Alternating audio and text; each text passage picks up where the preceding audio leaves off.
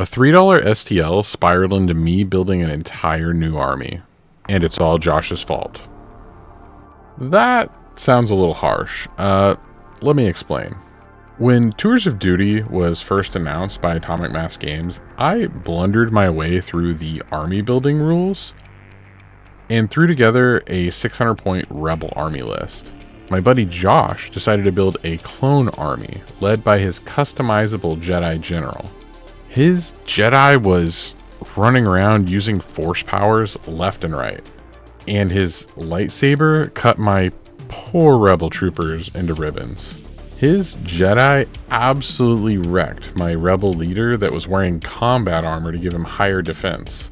And in that moment, I thought, I need one of those. I'm not giving up on my rebels, but I've decided that I want to try to run a full Tours of Duty campaign here on my channel. I've made 5 parsecs from home battle reports before, which I really need to get back to. Sorry about that. So this shouldn't be too hard to pull off. I've played both Rebels and Republic over the years, but honestly, lightsabers are just one of my favorite parts of Star Wars. I've built prop versions and I've dressed up as a Jedi for more Halloweens and cosplay conventions than I should probably admit to. So for me, the answer was pretty obvious. I needed a Jedi. And in Tours of Duty, the only army that's currently able to build a custom Jedi for their army is the Republic. I was going to buy the custom Jedi General and Jedi Knight pack from Atomic Mass Games when it first came out, but I could not find it anywhere. None of my local shops had it in stock. I still plan to pick it up eventually, but in the meantime, I'm going to resort to one of my other hobbies, 3D printing.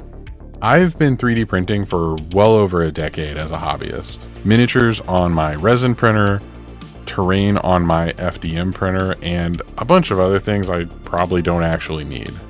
I started browsing my mini factory and just searching for Jedi, and honestly, the results really weren't quite what I was looking for. Then I remembered that Darkfire Designs, a creator that I follow, had released a whole set of like custom Jedi a while back. I'm not sponsored by them or anything, I just really like sharing the creators of the models that I use. So as I was scrolling through my previous purchases, I saw her, the adventurer. She's perfect. Walking forward in this calm and confident pose, holding her saber off to the side, a mix of armor and the classic Jedi robes, and a flowing cape. I love her. And she's not just another human character, she's a Twi'lek, which opens up some really interesting painting options for her skin color, which might end up tying into part of the color scheme for the whole army. Her model is available for $3.60 on my mini factory, but it's also available directly from Darkfire Designs website for $3. It's a really great model and really dang affordable too. And she printed beautifully on my Elegoo Saturn II. So now that I have an actual model in my hands, we get to decide what colors we're going to be using. First things first, I did a matte black primer through the airbrush like I normally do. No zenithal highlight this time though, because I want to build up the highlights through layering. Now, before I touch any paint, I need to make a big decision. Twi'leks can have a huge variety of skin tones. You've got blues like Ayla Secura, greens like Yara Cen, even reds and yellows. But I wanted to try something I don't get to do very often. I chose purple. To build up the purple, I started with Mold Berry. This is more of a deep red than a purple, but it works perfectly as a warm base layer. It's going to show through in the recesses and give the skin some depth rather than looking flat.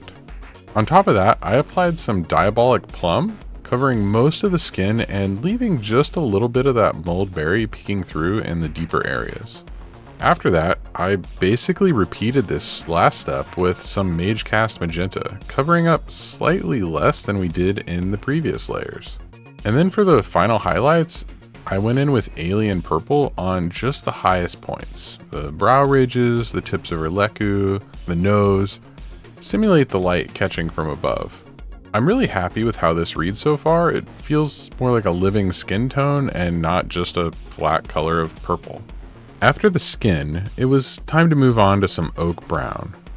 I start off painting her boots and slowly working my way up. While I'm painting those though, let's talk about who this Jedi is. I've come up with a little bit of backstory for her to fit into my narrative Tours of Duty game. Her name is Yara Cen, and she's not your typical Clone Wars Jedi. The Council had sent her out to the distant systems, exploring, searching for ancient artifacts, following leads that most Jedi wouldn't bother with. She was doing that when the Clone Wars started. She wasn't at Geonosis at all. She missed the whole beginning of the war. Eventually though, she gets called back in because they need all the help they can get. After her boots, I move on to her belts and pouches, and finally her cloak as well. For most of her cloth, I wanted to keep things light. I used some skeleton bone, a nice medium cream color, to contrast against the darker browns and give her that kind of classic Jedi color palette. The lighter tones also really help the purple skin pop. Before I keep going, I want to take a quick second to thank my YouTube members. At the moment is Lord Taltosh and Shinny Wifey, which is my actual wife. Seriously though, your support means a lot to me and helps me keep making videos like this one. Thank you. For her armor, I went with deep gray. I started roughing in the gray on her shin armor, the bracers, her shoulder pads, her lightsaber hilt, and lastly her headgear. She's a Jedi, not a soldier. The armor is practical, worn, and functional. Nothing flashy. She's been out in the field for a long time, far from Coruscant, and I wanted it to feel like gear that's actually been used. So when you look at her armor, she's not a general who spent years in military campaigns. She's an explorer who just got called back. I also used the same deep gray to start blocking in the colors on her base as well. Next, I moved on to some ash gray and started some edge highlighting on her armor to help add details and make it pop. I also used it to highlight most of the raised edges and most of the surfaces that were facing upwards. Now, finally, I get to paint her elegant weapon from a more civilized age, her lightsaber. I coat the entire blade in Imperial Navy, and then I work my way up into some crystal blue. I coat somewhere around 2/3 or so of the blade with it. Lastly, to help it really stand out, I take some bright sapphire and add a thin line of highlight along the top edge, leaning a little more towards the front where she'll most often be viewed from. It's not perfect, but it does a pretty good job of looking like a lightsaber.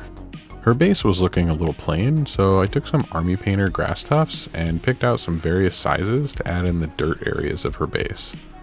And then I wanted another pop of color, so I also added some yellow flowers. Last step, I use a bit of watered down matte black, short for Matthew Black, to paint the rim of her base, making it look nice and neat. And that is Yara Cen, Jedi Explorer, Reluctant General, and the reason I'm building an entire clone army. I've got a lot more to paint. If you want to follow along as this campaign comes together, make sure you're subscribed. And if you want to see more of my Star Wars Legion content in the meantime, put a video on screen right now that I think you'll enjoy. Thank you so much for watching, and happy painting.